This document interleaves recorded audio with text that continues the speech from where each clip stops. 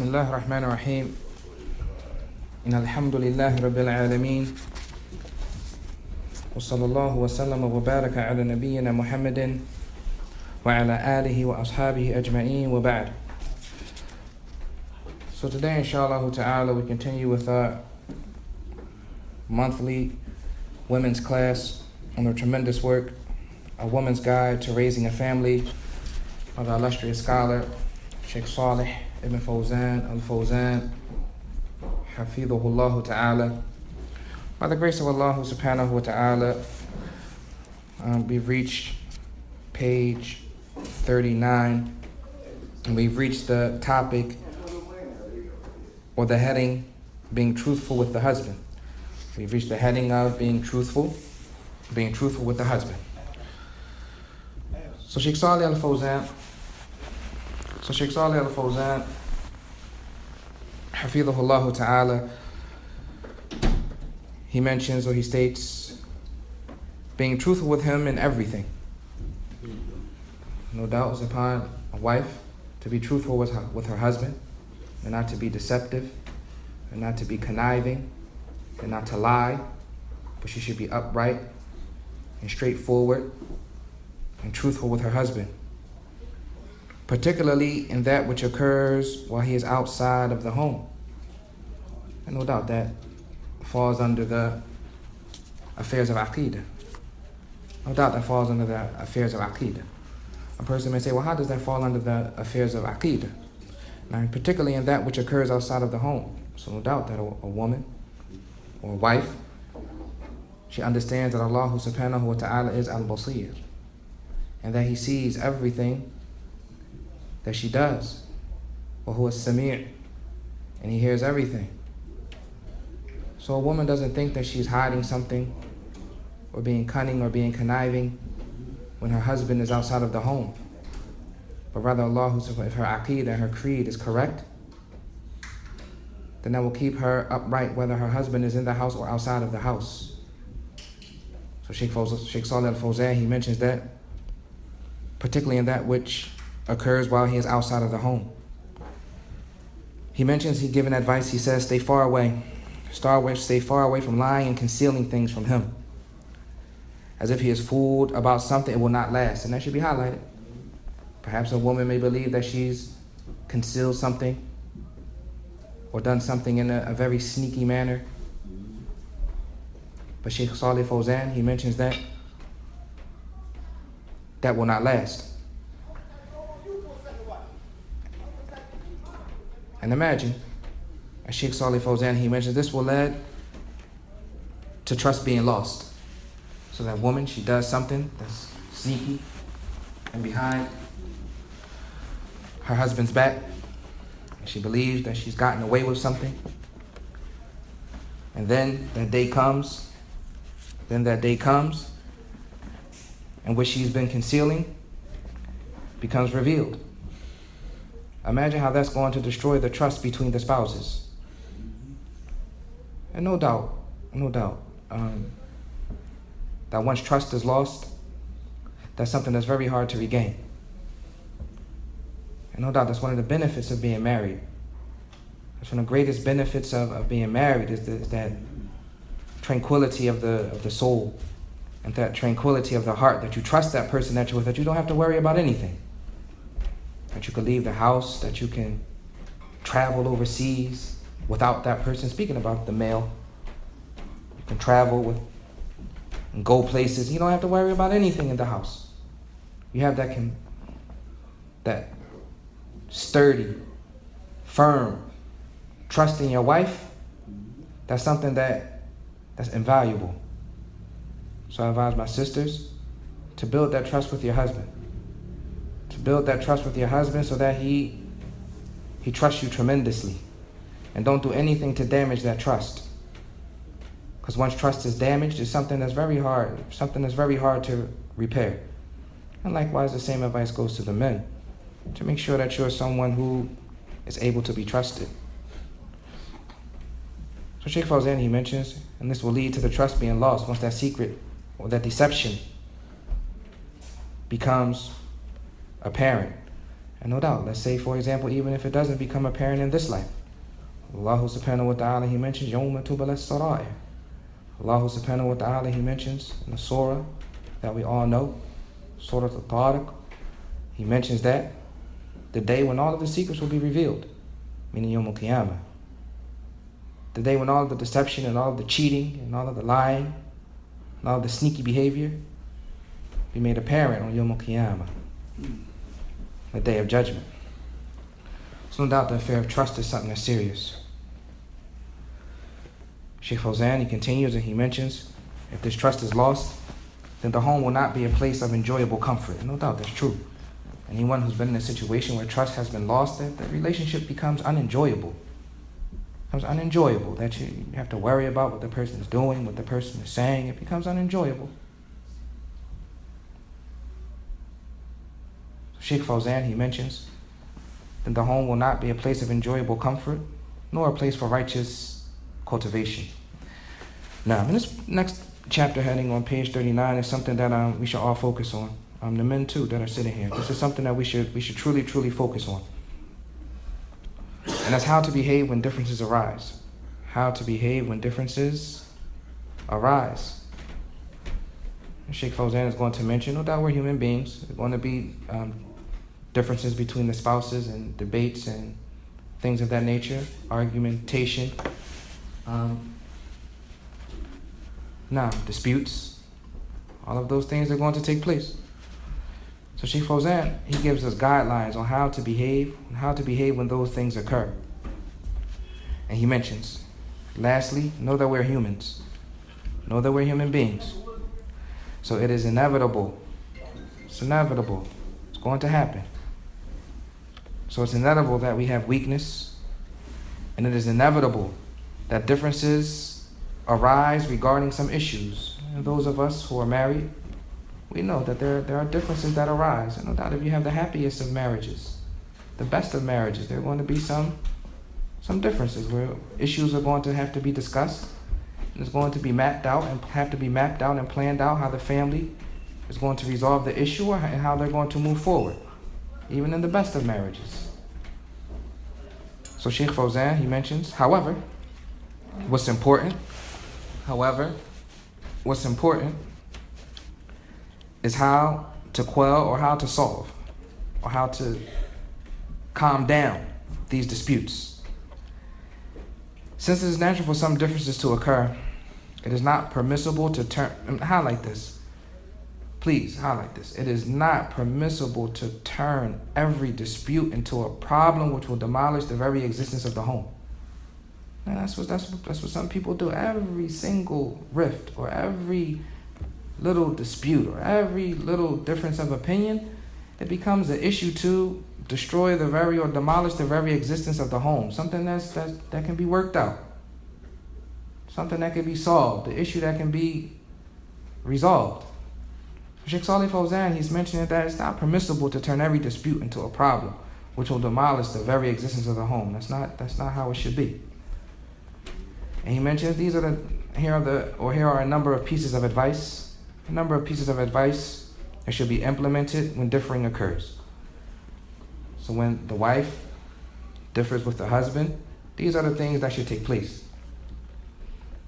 And no doubt this next few sentences or these next 5 points are something that's extremely important and can be very helpful in your marital affairs.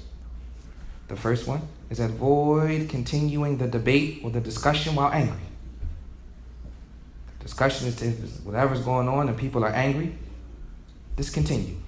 Don't continue to debate. And abstain from this until the nerves are calm. Wait till everybody is calm.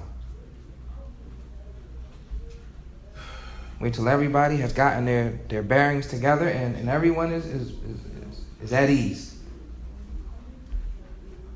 And no doubt, as a side point, that this is the time, meaning the times of anger, where those rash divorces and rash requests for khullas occur.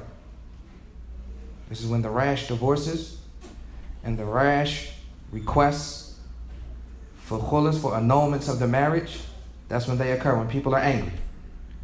And the people, they come to the masjid They begin to call. They go to the dawah center, and they say, well, I divorced my wife while I was angry. Does it count? Many times. We hear it many times. So, likewise, we hear about the women as well. I asked my husband for khuluk while I was mad and upset. And as we mentioned before previously, we mentioned in the previous discussion, that some men they don't tolerate that. If you ask for a khuluk, they're going to give it to you. They're not going to beg you to stay. Some people have that's their disposition. They're not going to beg you to stay. And they're not going to go back and forth with you. You want a khuluk, you got it. Then after that, the woman, she's upset. We hear it. You didn't really care about me. You gave me a khuluk too fast. That's just a disposition of the person. They don't sweat people. So at the moments of anger, as Sheikh Salih Fawzan is giving this advice, discontinue talking. Just stop. Everybody's angry, just talk about it at another time. That's the first piece of advice. Calm down. The second thing is utilize the manner of investigation and not argumentation. And that's important as well. Not that argument, a person's trying to be right. A person's trying to be right. A person has to lose that mentality. The issue is not I'm right and you're wrong. Somebody's right and somebody's wrong. That's the reality. But the disposition when talking is not that I'm trying to be the one. I'm trying to win the argument. I want to have the last word. And sometimes as men, we have to kind of control that. So, wife wants to get the last word. You got it. As men, sometimes we just have to give them that and say, all right, you got it. But the point being is that when those discussions, they take place, that the mind frame of the two individuals is not that I'm trying to win an argument. That's not the point. And that's what Sheikh Fawzan is highlighting right here, that we're trying to investigate the issue. What happened? What went wrong? What happened? What did I do? What did you do? The next time it happens, how can we resolve it? What are we going to do moving forward? Utilize the manner of investigating the issue, and not argumentation. He mentions identify. In the book there's a typo. It says identity. It should be identify. Identify the problem and its causes. Identify the problem and its causes. Now, that's the goal. That's the goal. May Allah subhanahu wa ta'ala reward Adam for identifying that mistake. That wasn't any hard work of mine or any observation of mine, but observation from Adam, hafidhahullah. So identify the problem and its causes. That's the goal. Identifying the problem and fixing it, not being right. And that's a lot of time arguments, they continue on and on and on and on. Again, they continue on and on and on for long periods of time because a person is just trying to be right. Even when they're wrong. Sometimes kibr, sometimes pride kicks in arguments. Sometimes pride kicks in. A person knows that they're dead wrong. Dead wrong. Person knows that they're absolutely 100% wrong, but pride takes over and they just want to argue and try to make it seem like they're right. May Allah subhanahu wa ta'ala protect us from kibr and pride and arrogance, and make us from those who have humility and are able to accept criticism and correct our mistakes. The third thing, and this is important as well. It's the third thing. This is important as well. Avoid interrupting. Discussions going on between you and your spouse. Avoid interrupting. When a person is talking, let them finish. Let them finish. Don't assume. Let them finish and don't assume. Because the point that you are about to interrupt them about, they may clarify it at the end of what they're saying. They may address the issue or the problem that you have at the end of what they're saying. So the third thing is avoid interrupting people when speaking. And listen attentively. And that's another thing that's important. Listen to comprehend and listen to process. A lot of times people listen to do what? Respond.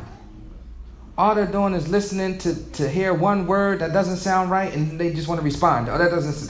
That's why they're listening. Listening to respond. No doubt a response is going to take place, but don't listen to respond. Listen to process and unbiasedly evaluate what the person is saying. Not just to respond. So the third thing is avoid interrupting them when speaking and listen attentively.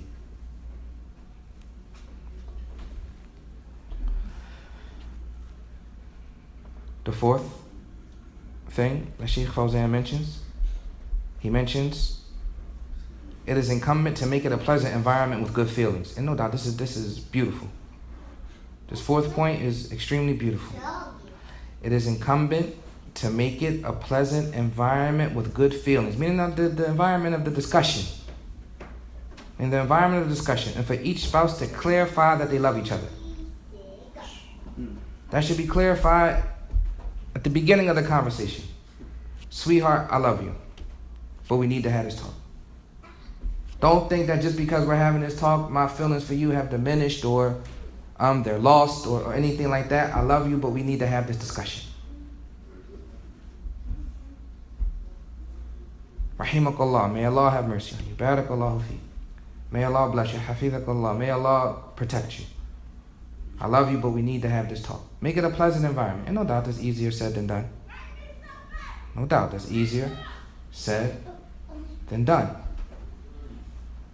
But the ideal situation is that's the environment that's created. That is incumbent to make it a pleasant environment with good feelings. And for each spouse to clarify that they love each other. However, does that mean that there's a bunch of sugarcoating about to go on? No. However, they want a resolution to the problem. Just because you say all those things, it doesn't mean that we're going to avoid the issue. We're not going to avoid the issue. We're not going to act like it doesn't exist. I love you, but we need to get to about the bottom of an issue.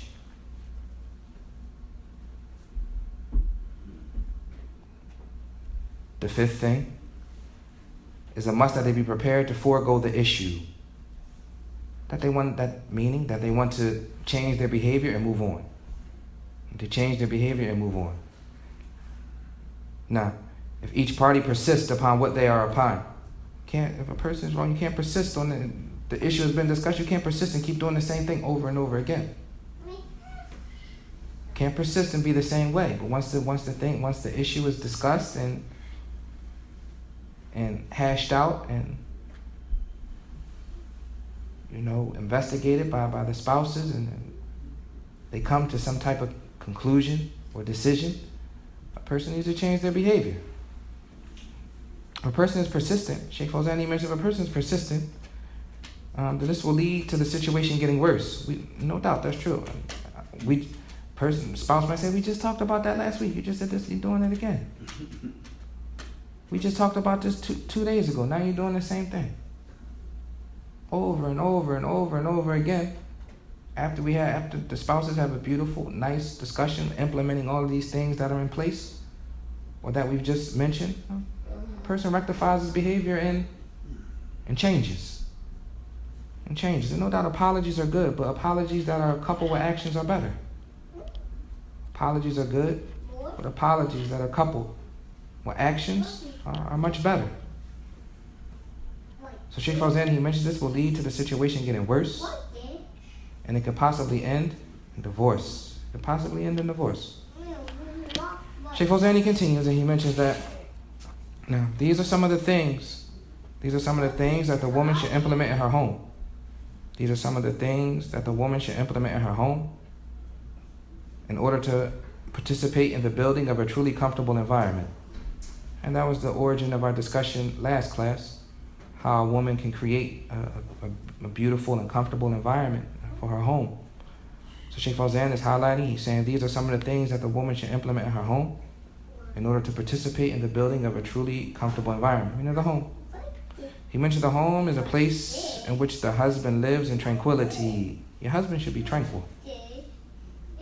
Your husband comes in the house, should be a place of tranquility, safety. You should feel safe. and stability. Not that the house is in turmoil and chaos all the time.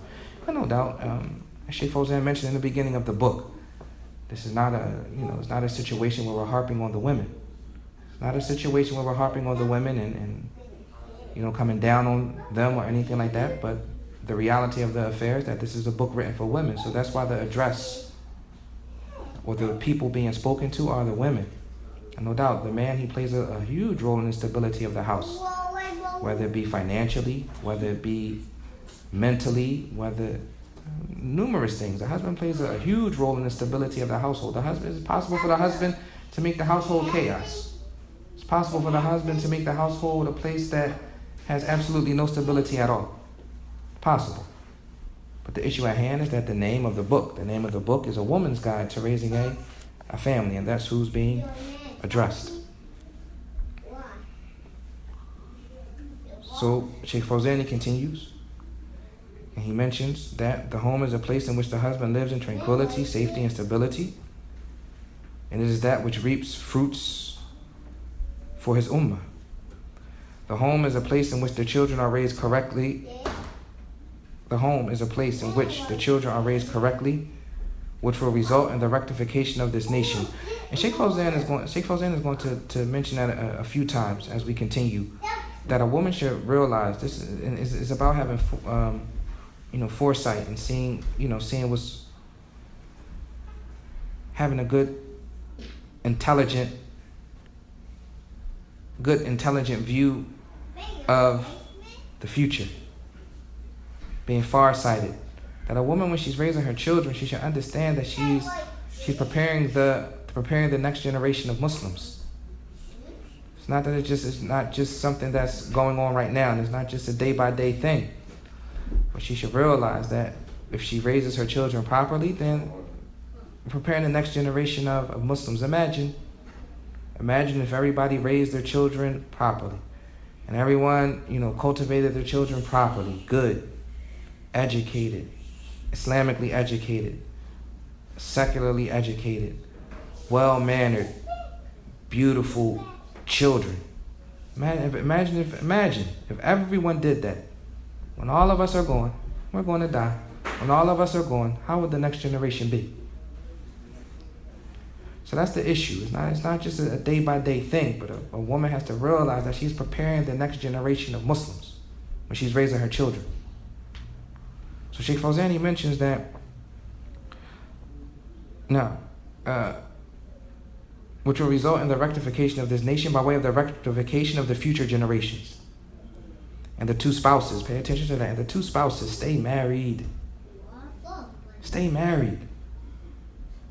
And the two spouses, not one spouse, not a single mom or a single father. And the two spouses are the foundation of the family. Stay married. Stay married. Give the child an opportunity to have a mother and a father in the home. And no doubt Islam, it makes divorce is permissible in Islam. I'm not saying that divorce is impermissible and stay in every single situation. But try hard. Try hard.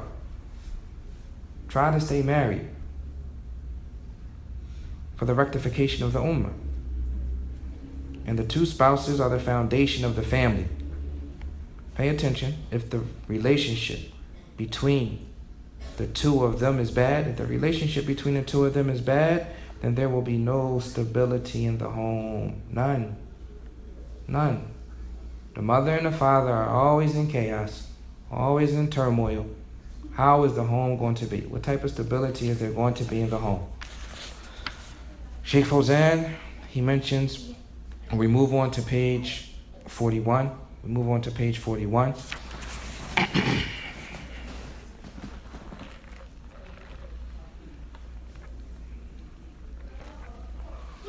We move on to page 41, where Sheikh Fawzan, he mentions, making the family in its broadest sense a place of comfort and relaxation. And what's meant by that title heading is that Sheikh Fawzan is going to discuss the role of the woman in cultivating and creating or increasing the loving relationship between the husband and his relatives. Sheikh, previously we've been discussing issues related to the husband and the wife and the children in their home. Correct? In their home. But no doubt the family is broader than that. The husband has a brother. The husband may have a sister. The husband has an aunt. The husband has a mother. The husband has a father. The husband has brothers. The husband has sisters. So no doubt, and we're just summarizing what's about to be said and then we'll read. So no doubt the wife, she has a role in cultivating those relationships as well. Why don't you take your mother out for dinner? Let's invite your mom over for dinner. Let's take your dad something. How you and your brother doing? Won't you go hang out with your brother for a little while? No doubt the woman, she has a role in that. So Sheikh Fawzan, he mentions from the duties that the woman must perform within her home in order to fulfill her role in raising the family is for her to be diligent in making the entire family, a source of comfort and stability in its broader sense. Is making the entire family a source of comfort and stability in its broader sense. Sheikh Fawzan, he mentioned the discussion in the previous section touched on the family in its narrower sense. In the narrower sense. More restricted sense. The husband, the wife, and the children. In a restricted sense. The husband, the wife, and the children. Sheikh Fawzan, he mentions, however, the family is broader than that. The family is broader than that, as it comprises of the mother, the husband's mother, the father, the brothers and the sisters, and they have rights. They have rights. Regardless, and as a side note, in the book, Divorce, its reasons and its cures, in that book, there's a chapter heading that discusses that from the causes of divorce could be that a woman doesn't cultivate those relationships, meaning that she becomes upset if her husband wants to hang with his brother, for example, or she becomes upset if her husband wants to spend some time with his sister, or she becomes upset if he wants to spend some time with his mother or his aunt, and she becomes upset and she becomes a nag as it relates to those things. But no doubt, as we're reading right now, the proper behavior is that she cultivates those relationships between the husband and his other relatives, and vice versa as well. However, the family is broader than that, as it comprises of the mother, the father, the brothers, and the sisters, and they have rights regardless of whether they are with the husband within the home or not. Sometimes relatives live with the husband. Sometimes relatives are actually in the home. Sheikh Fawzan says it doesn't matter whether they live with the husband, live with you guys, live with the family or not. It is compulsory, it's obligatory, that there is harmony between them, that they have some harmony. There's some harmony between them and for them to maintain good relationships, as there are many rulings connected to that. From them is being kind to the parents and keeping the family ties. Mumtaz, that's a beautiful point. That, no doubt, there are Islamic rulings connected to that. From that is being kind to the parents. And keeping the family ties. Now, Sheikh Fawzan mentions the woman plays that. This is what should be highlighted. The woman plays a serious role in that. The wife plays a serious role in that. How many women are there who, due to their understanding of this aspect and their fear of Allah, were a means for keeping the family ties between her husband? Pay attention to this. But listen to the wording that Sheikh Fawzan uses. How many women are there who, due to their understanding? So he highlights that the type of woman that does this, she has understanding. She has some fiqh, she has some fahm. The woman that does this, or the wife that does this, she has some understanding. And listen to the other characteristic that he describes her with. He said this aspect in their fear of Allah, that they fear Allah. The woman who is diligent in helping her husband keep family ties, and we find two characteristics that she has. She has the characteristic of understanding, and she has the characteristic of the fear of Allah subhanahu wa ta'ala. Now, and they were a means for keeping the family ties between her husband and his mother. She was a means between helping the husband and his mother bond more, or his father, or his siblings and his relatives. She's a reason for that. So she became a tool of good. She became a tool of good, uniting the family upon good. How many women, listen to the opposite, here's the opposite. How many women are there who are ignorant of their obligation in this regard? They're ignorant, they don't know. How many of them are ignorant of their obligation in this regard? Or they know it, but they don't fear Allah. Or they know it, but they do not fear Allah, and cause the family to split. How evil of a wife is that? That causes dissension and hatred and malice between a husband and his relatives. Between a husband and his relatives. Between a husband and his mother. She's instigating, slanderer, tale carrier. Between a husband and his mother, her husband and his sister, her husband and his brother, her husband and his father, her husband, and whoever it may be. She's a reason for dissension and malice between them. So that there's disrespect for the fathers, to the point where disrespect occurs to the father or the mother, and the cutting of family ties, and family ties are lost. All of this results from the woman's ignorance of her role in this regard, and her failing to perform it. Nah. Inshallah ta'ala, we'll stop there today. Bi'idhnillahi ta'ala. Next class we'll pick up, begin to discuss affairs as it relates to raising the children. هذا وصلى الله وسلم وبارك على نبينا محمد وعلى آله وأصحابه أجمعين.